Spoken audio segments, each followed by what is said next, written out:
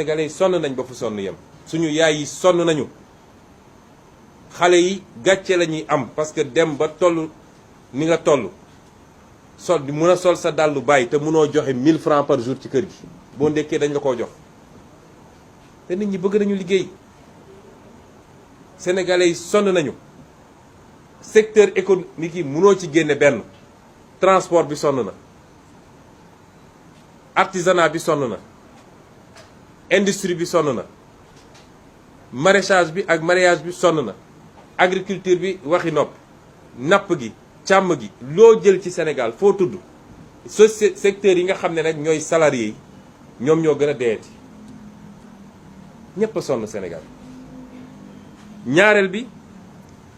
muy situation réew mi ci li nga xam ne kenn ku ne ci ñun bëgg nga dund ci réew moo xam ne dafa am démocratie ak liberté parce que gis nga yooyu fu mu ñàkk rek njaaxum am